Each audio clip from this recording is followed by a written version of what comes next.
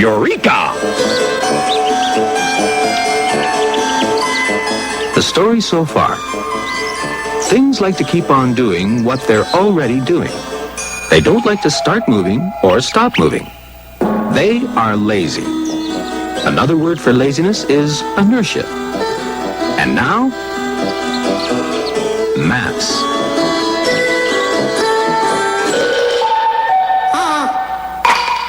A large thing is equally difficult to move and to stop moving.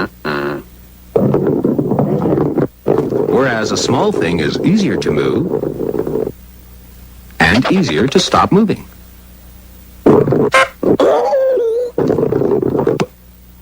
The big rock has more inertia than the little rock. It is lazier than the little rock. Are all big things lazier than little things? Does inertia always increase with size? Oh, really? Well, why don't you take a huge cube of styrofoam and try to throw it? And catch it.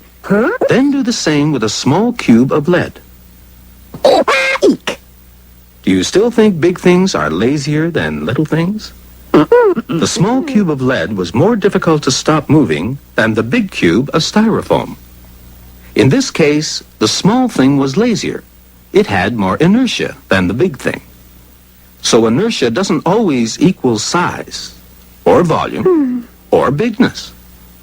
In fact, when we talk about how much inertia a thing has, it isn't really a question of how big it is, but of how massive it is. A massive rock, for instance, is a rock that contains masses and masses of stuff or matter. It's not merely big, but also solid and chunky.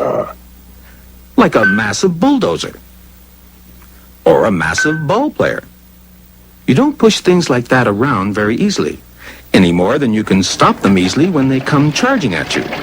They are too massive. Because of this, scientists took the word mass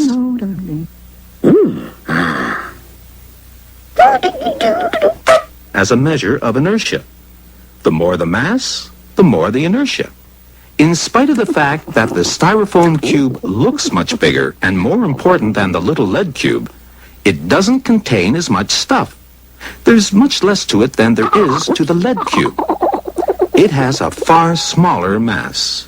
But just how much is a lot and a little when you're talking about mass? To find that out, we have to go to a place called Sèvres, near Paris in France, where a particular piece of platinum has been very carefully preserved.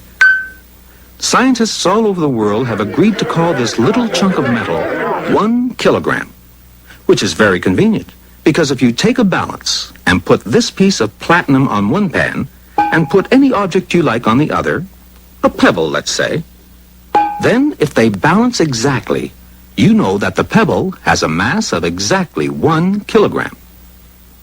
But what about the cube of lead? That feels as if it has a lot more mass than the 1 kilogram pebble.